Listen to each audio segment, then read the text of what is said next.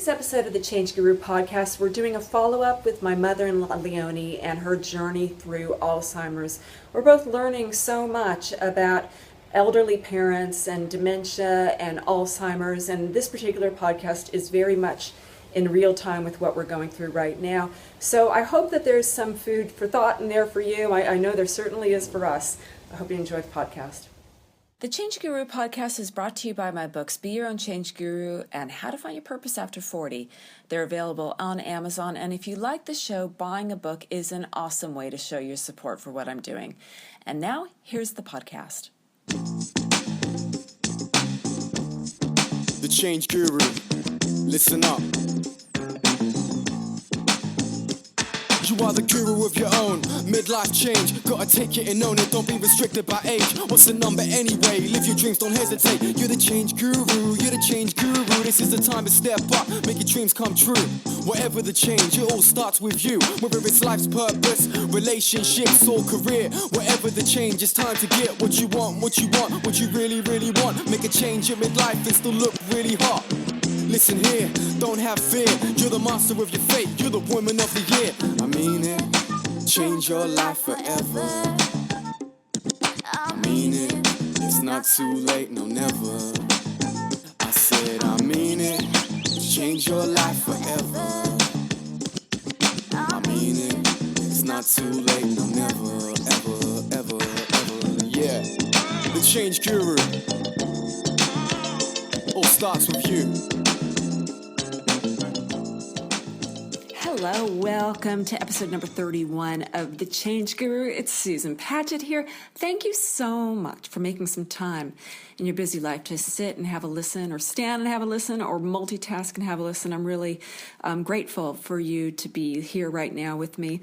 Got a good podcast for you. It's food for thought on a lot of different levels. You might recall that not too long ago, my husband Dale and I did a podcast called My Mother-in-Law Has Alzheimer's, and it's kind of chronicling my mother-in-law Leonie's journey through this disease. So this is going to be part 2 of what's happening with her right now. So stand by for that. But before we get started, let me just do a little bit of business. If you're not on my newsletter yet, come on, get on it. If you go to thechangeguru.net, you'll see a sign-up form there. Every 7 to 10 days, I send an email that will give you some really awesome direction and inspiration for making big changes in your life. I'm getting some really beautiful feedback about it, and it's thrilling to think of the lives that are changing because of this newsletter. So come on over, and also I give lots of presents on it and sneaky things that only you're going to get on a newsletter. So come over to the changeguru.net and sign up for that. A reminder, I do videos every single week on YouTube. So if you come over and subscribe to Susan Paget TV, you will get a little bit of a bump every time I've got a new video up. I think by the time you listen to this podcast, my latest gray hair adventure will be up there, and got a bunch more great stuff coming at you. So what I love to do is be able to supply information on a lot of different levels. So whether it is reading, listening, watching, just to activate, we all have different ways of learning. And so I love to be able to share on a lot of different levels. So you can watch me over at Susan Paget TV. I've got my Facebook page at thechangeguru.net. Come on over and say good day there. And yeah, these podcasts, come on over to iTunes or Stitcher or via my website, leave a message. I'd love you to get involved in the conversation. Okay, let us talk about my mother-in-law, Leonie, my beautiful mother-in-law. This is part 2 of My Mother-in-Law Has Alzheimer's. And in the first episode, my husband Dale and I introduced you to Leonie. She lives in Tasmania, which is a southern state in Australia, with her longtime husband, Kelvin. And she was diagnosed about 2 years ago with Alzheimer's, 2 or 3 years ago. And things were relatively stable for her. She has a daycare center where she attends a few times a week. Kelvin goes to a support group to learn how to be a caregiver. But something's really, really progressed in the past 6 months. If you haven't listened to the first podcast, I recommend that you do. The link is in the description. because you will be able to see that there is a difference. Like this episode came about kind of randomly. For the past couple weeks, Dale's noticed that Leonie's speech has been slurred and that she's been a little more confused than ever. And if you heard the first podcast, you'll be able to track that a bit. What's also happened is she spent a short time in a temporary nursing home to give Kelvin a respite, about a week of a break for him to go spend a little time with his kids and just to take a breather. And following that, she ended up in the hospital with dehydration. So it's been this weird slippery slope over a very short time, like literally just a couple weeks. So the other day when Dale called Leonie at the hospital, he felt it was really important to record where she was at right now, because it does all feel like we've crossed some kind of line that maybe we'll never turn around from. So here's what happened when Dale called Leonie's room. You want to sit down and talk to her? Just for a minute last. No, it wasn't a relative. Oh, okay. Do you want to have a chat with Mum? Yeah, I'd love to. Thank you. Thank you. Your son's on the phone, Dale. Yeah. Thank you very much. Hello, Mum. Hello. Hello, Mum. How are you, darling? I'm good. How are you doing, dear? Oh, warm. Oh, warm, are you? Oh. Yes, it's warm. It's fairly warm. Where are you now? Where am I? Yeah. Okay, where are we? So you're in the hospital, I think, Mum. Yes, I think I am. Yeah. I'm here with Sue, and we just wanted to call and tell you ask you how you're doing. Hi, Mama. It's Hello, Sue. How are you, darling? Good, Lovely honey. to hear from you. Lovely to hear from you. I wish I was there to give you a big, big hug. Yes, I'd like to. I'll try and get it working for Yeah. you so we can do it in a couple of weeks.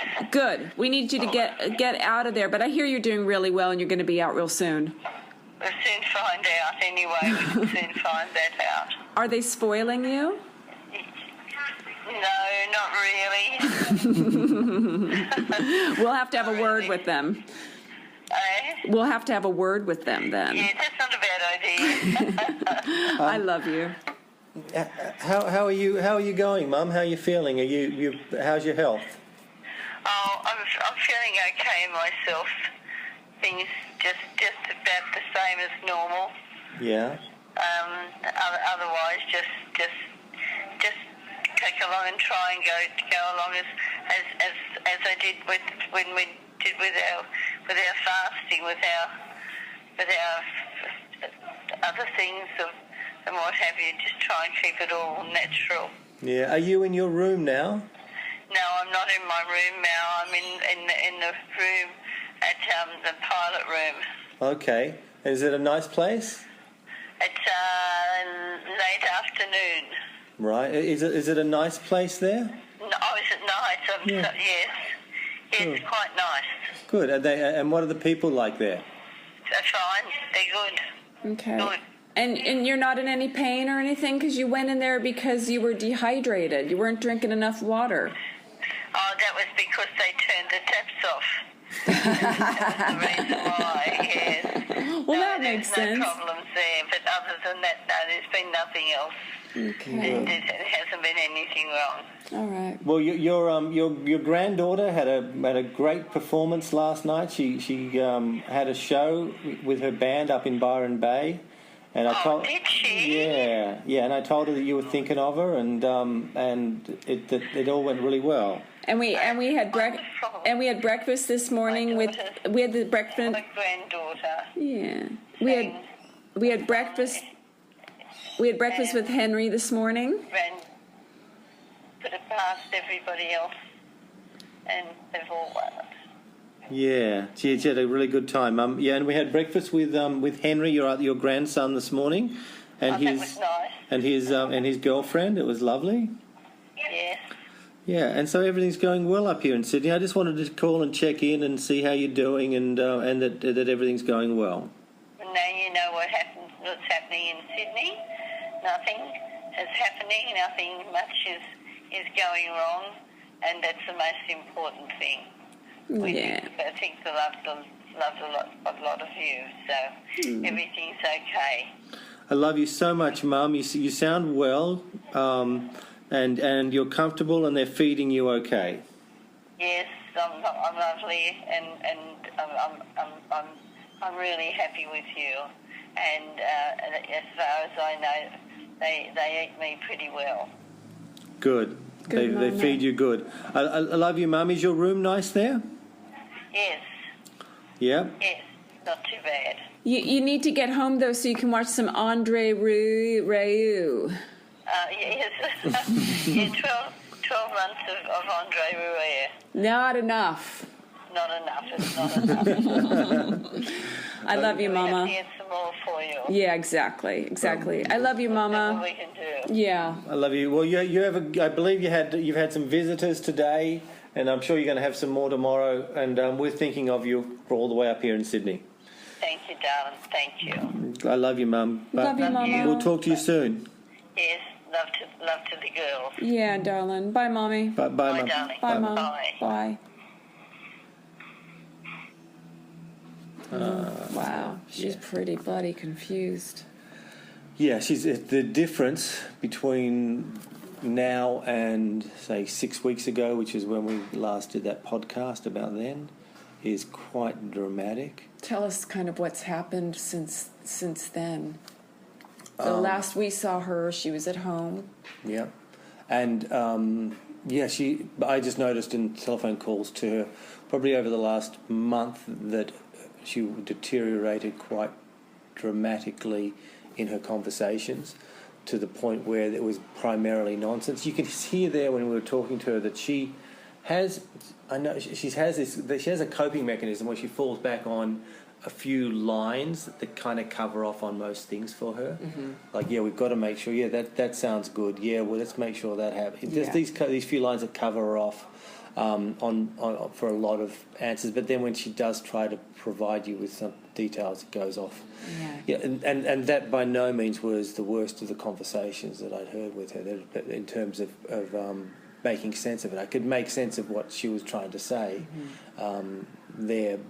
Oftentimes the conversations, as they worsened, would become even less and less fitted in reality. And then we decided we had to give Kelvin a break. We put her into respite for a week. During the course of that week, she slipped over and hurt her head, and then she. Well, let's just back up just a little bit. When we went down to see her in Tasmania, we went and looked for resources to give her husband a break, because it's so hard on caretakers, and it was just this is literally, has him on the brink. It could kill him because he's so exhausted. It's such a full-time job. So they had a situation where you could book her into like a nursing home for a week, and so Kelvin could go and take a break. So it was a big it was a traumatic thing for him to leave her for a week, but it was really good. But a couple things happened before we even put her in the home, or not in the home, in the respite, and that was that she was on this really this drug called, I think, Resveratrol, which is banned in the U.S. for elderly people. They were giving it for anxiety. And it turned out when they did a lot of trials, or when they did studies on it in America, that it's actually quite harmful for elderly with dementia, can be. And but in Australia, in America there's a lot of restrictions about using it, but in Australia there aren't. And the people that were around her were saying that she was, that this drug that she was on was seeming to be more harmful than good. And then when Dale and I did research on it, it looked like a really bad thing to be on. So her doctor took her off that, but she still needed something for her anxiety. So I believe he put her on some type of Valium or something like that, a little bit of Valium, which seemed to kind of sort of help a little. It did a little, and then sure. did a little bit, but not completely. There was an improvement of sorts, but yeah, not completely. But we had to give Kelvin a break no matter what, because in situations like this, it's the carer who will often fall over, and there you end up then with two big problems. I mean, the Kelvin, her husband, her carer, is getting exhausted. So he needed to have some light at the end of the tunnel to give him a break, so he could have a week off from being, the full-time carer of Mum. So we found a place where she went in for 1 week, and it was a place that actually Kelvin's niece was one of the operators in, who helped run it, and she was doing well in the dementia unit of that particular place, which meant that it was fairly low key. It was locked, so she couldn't walk out. But she was doing quite well. We understand during the course of we got a call like at 1 or 2 in the morning one night. Yeah, and we got a call just to say she'd had a slip, that she seemed to be okay. They were monitoring her. There was no abrasion. There was a small bruise, but she seemed fine. Then a few days later, she finished her time. Kelvin went and picked her up. She seemed her voice seemed a little slurry. Kelvin said that she was shuffling more and more around the place. And when I spoke to her on the phone, she seemed even more out of touch than before.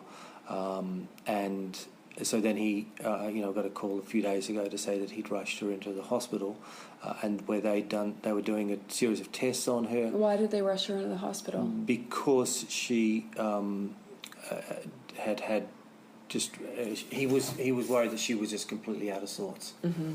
Yeah, that she was not her normal self, mm-hmm.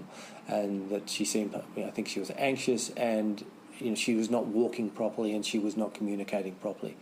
It turned out, apparently, that some of it was caused by dehydration, mm-hmm. But I don't have the full story on exactly what caused it. But all I know is that for the last 4 or 5 days, she has been in the hospital in a ward which is just for the aged care, for acute aged care, and she's doing much better. And the conversation we just had then was much clearer than what I was having with her a few days ago. Mm.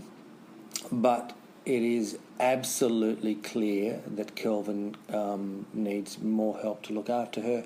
He has gone and checked on a place that you and I checked on when we were there. It's a full-time nursing home, but a pretty modern facility just down the road from where Kelvin is. It was lovely, and to make sure that her name is on the list there. So it is now only a matter of time before Mum goes out of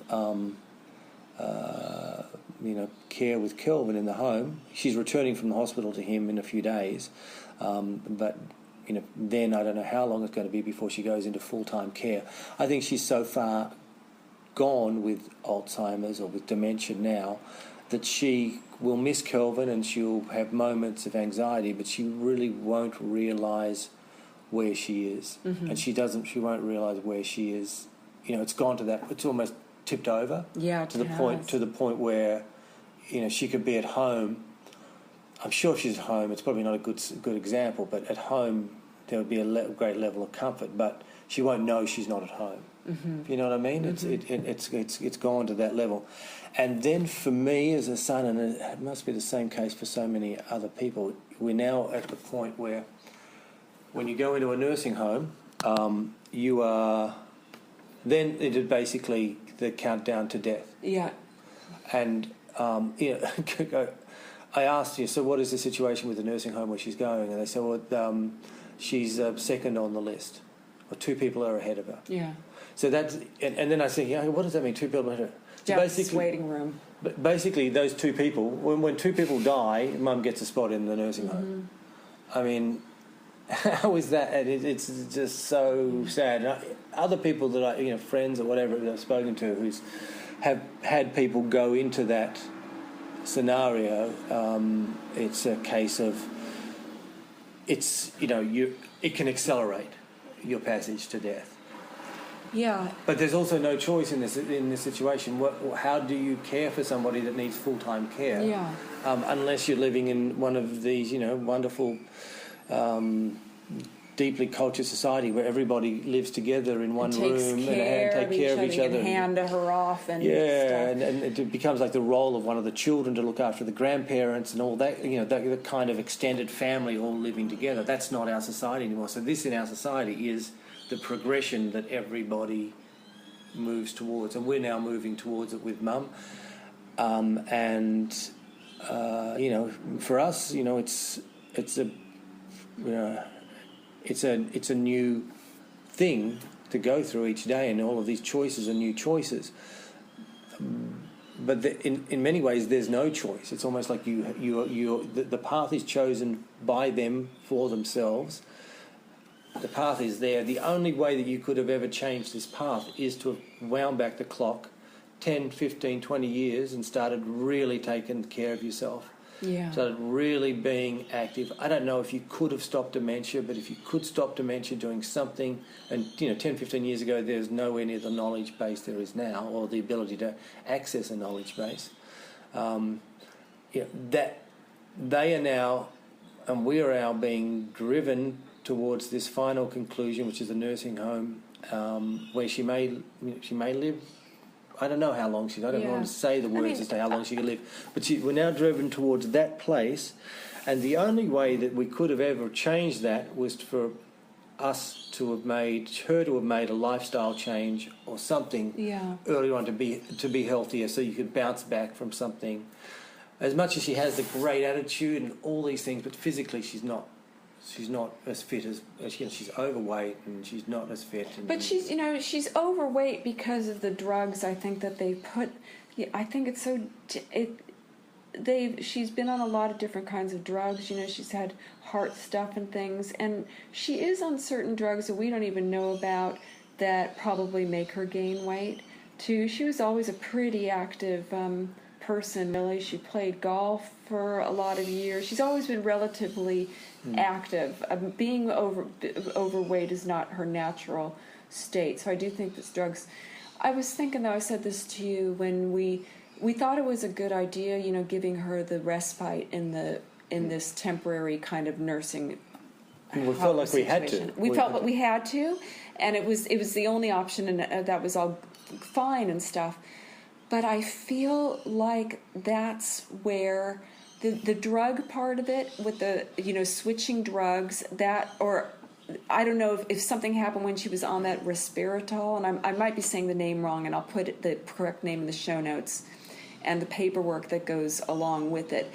I think that something happened when she was maybe on that accelerated some problems, but I do think that maybe something happened in this temporary nursing home situation that kind of pushed her. It'll be interesting to see if she bounces back, but it seemed like there was a little bit of a line that was crossed in her slipping as far as the Alzheimer's goes. I mean, I just think I noticed the Alzheimer's slipping beforehand, so I just have to say that there was not a turning point based upon the nursing home. That said, you could be dead right that there is something that lovely people at the vicarage were saying that people with Alzheimer's do not do well in nursing homes. So even for a week in a nursing home, it may well have made some type of a difference in the headspace, in the mental agility, or something. Something happened in there. It may have been the bump on the head. I don't know. But I think this is more what I meant. This is what I originally said to you, was that maybe the human. Your subconscious, when you have you go to this place where you're kind of locked in and you have no free will, you can't go anywhere or whatever, even though it's only for 7 days, and something in you just gives into it, rather than fighting, rather than fighting it, wanting someone to come right away and picking her up and crying every day about it. And she did, I think, have those moments for a couple of days. She but did. Then The stopped. first couple of days were tough. Yeah. And then it stopped, and it's almost like something goes, just stop. Yeah, stop the fight. And here she is now in a hospital, 6 or 7 days. She doesn't know where she is, but it's just kind of maybe something happens and maybe that's why people can be in nursing homes and they just don't even fight anymore, because something in them just goes. This is this I it's can't awfully stop. tragic, isn't it? It's awfully tragic. And you know, I wish there was another solution. I mean, the only solution is she comes and lives with us in Sydney, and that's not really a solution. I mean, that's not a solution for us. It's not a solution for us. And so, other than that, the solution for her is to be by Kelvin and stay with him for as long as she can, keep him as healthy as long as we can, but know that eventually, as is the case for anybody that lives a decent amount of time, most people who live a decent amount of time, you will go into a nursing home or some kind of, you know, they call different kind of facility. They call nursing homes they're not the same thing, but they are, you know. I do have to say the nursing home. Didn't see where she did her vacation, but we did see the one where she probably is going to go, and it's actually really nice. It was brand new.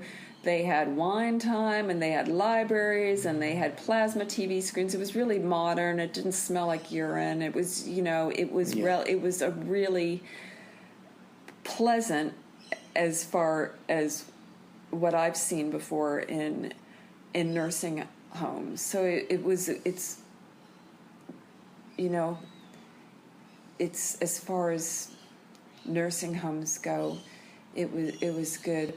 It was. I mean, we presented it to her as a hotel, and it did have the look of a hotel, a little bit of a clinical hotel maybe, and or, you know, the maitre d' was dressed like a nurse, that kind of thing.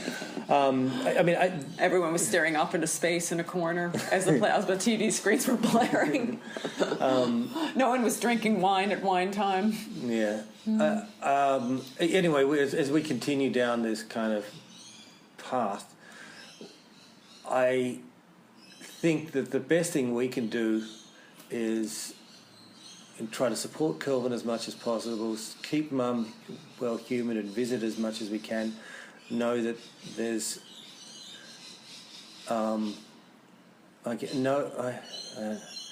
try to find, you know, some lessons for ourselves in this as well, to try to make sure that we have a better plan. I mean, the great thing with this is that really, you know, a few months ago when we were down in Tasmania,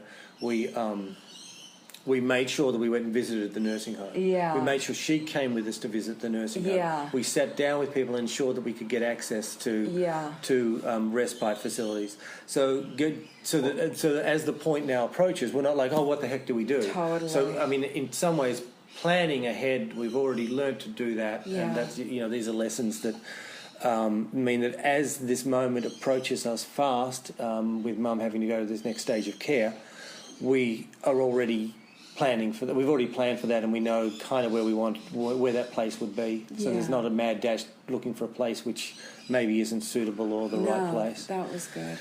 So we'll keep go on. See her soon. Yeah, we'll head down and see her, and you know, I truly think that she is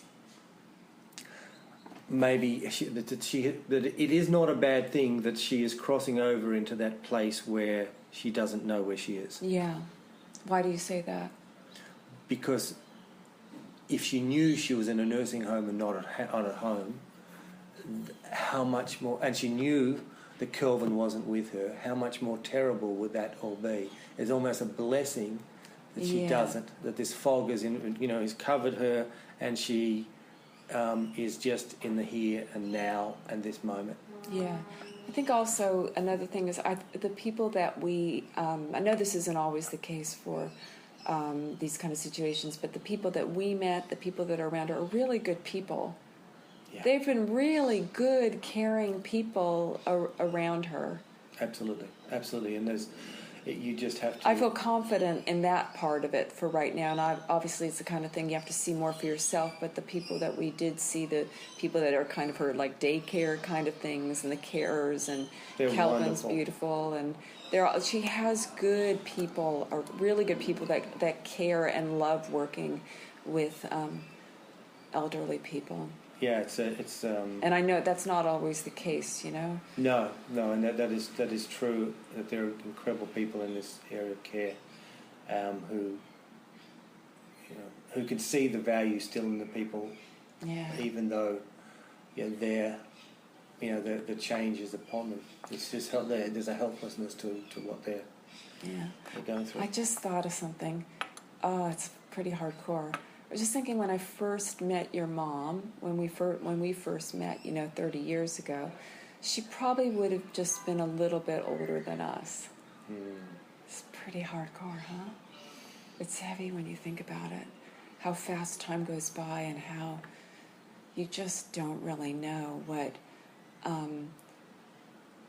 I don't feel like this is going to be a reality for us. I just feel that I could, But there's no way Mum would have thought this. Mum would not have thought this would be a reality for her. She's such an independent she's woman, so independent and smart, and but it's all just these amazing how she would have been our age about right now. Yeah. So it gives us a few years up our sleeves to make sure we do all we can to be healthy for as long as we can. And to plan so that, if the things that you can't control come up, you have some control over what you do about them. How are you feeling with everything? I'm trying the. I feel heavy-hearted. I feel.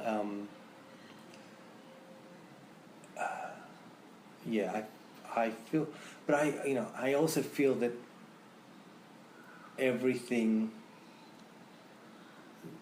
I feel like I'm on this journey with Mum as well, and that gives me power to be part of it, and not be a distant observer, being actually involved in it, and even though I'm not that sure, like increasingly that she knows I'm part of it, but somewhere deep down inside it she does. Yeah. But I think she recognised it was my son, and she said Sue to you. She repeated Sue, but I think she's really good at these things now. Maybe. Really good at covering things, but I think she senses an energy. She senses a friendly voice. Anyway, I can pull all my ego out of it about what she knows about me and whatever. But for me, I'm privileged to be part of this, but I'm saddened by what I see happening. But then the weird thing is, in some ways, I've been waiting for this time to come when she is less aware of the loss, the great loss that she's experiencing. So yeah, I'm saddened by it, but I just but I'm also we have I have such a good relationship with her because of this as well. It's almost like holding her hands through this during the last few years has given us a whole other level of a relationship too. So the main thing is that I really know no regrets from any of this. We just do. We say every time we're on the phone to her, we tell her we love her. The calls are made to put a smile on her face, and to make her feel comfortable, at ease, and not alone in what must be the most loneliest of places to be in this. Just imagine for a second that you are in a room and you don't know anybody there, and you don't know where you are, and you don't know what time it is, and you don't know what you're supposed to be doing, and you miss somebody, and you're there, and then someone will come and talk to you, and you're not sure who they are. I mean, this is her world right so now, and there has to be fear, and also the desperation to try to be involved and to talk and have a conversation. You could hear her trying to have a conversation to sound like she was making sense, and then in some ways not being able to make sense. And but I think she's beyond the level of being frustrated about that because she doesn't know she's not making sense. I'm pleased that I know this is her world, but I think she's forgotten what the other world was like. Yeah. How do you feel it? Oh, well, you know what? I feel like all those same things that you're feeling. I love watching the way that you handle it. I feel it's so it's so inspirational, but I also feel like she'll never, she's not alone in that. Even though she might feel alone, she'll always be taken care of. We're always going to keep her safe and as comfortable as possible, and I know the people around her are keeping her happy, and we'll keep her happy. We'll always do everything that we can to keep her safe and comfortable and happy. And I don't know if I don't think she's in a lot of pain right now, physical pain, at least when we were there, you know. So the main thing is just to give her as much quality, I guess, as we can, and we'll just see how that is. But I think it's I really agree with the concept that it's like a privilege to go through these kind of experiences with people, and it's so, like, the human experience is so complicated and fragile, and time is so short, and this is a section of life that we never really talk about or think about or whatever. And I can see ways things are good right now. I can see that I hope that society goes in a way where this part of life is going to have a lot more attention, a lot more care, and it can be even a better part of life for everyone towards the end. That's what I think, that there's a lot of room for improvement, And I just think maybe now that I think the newer generations are starting to think in that way, and starting to think that they want to have, a quality last quarter of their lives, instead of just doing whatever a doctor says, or thinking that it kind of feels in a weird way like a helpless situation. I think we're really lucky in that we have resources, but you kind of feel also helpless too, and you kind of feel like you're on a road that you just can't. There's no getting off this train. We're going down a river. We're on a river. We're getting swept along, and there's not much we can do. But what we can do right now is change the course for ourselves later on. But for Mum, this is the course. There's no real alternatives from here on in. Yeah. I mean, she could take coconut oil and other little substances which might let her hold on to something, but I just don't think that there's... Well, that was like 25, 30 years ago, like maybe where we're at right now. Yeah, right now, if you could change some things right now, maybe you could make yourself better. And between now and when we're in our 60s and 70s, and there will be, other breakthroughs. For now, though, she's on the way, and this is the saddest part of it, she's on the way to spending less time at home, more time in respite, and eventually full time in respite, and then it's God's way to move. Yeah. But in between times, we will be there, making sure she doesn't feel alone as much as possible. Yeah, I love you. Love you, darling.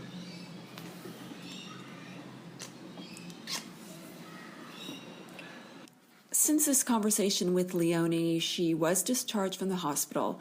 And Kelvin's trying to get to the bottom of the kind of drugs she's on. It's a challenge. It's a whole new journey, this drugs thing.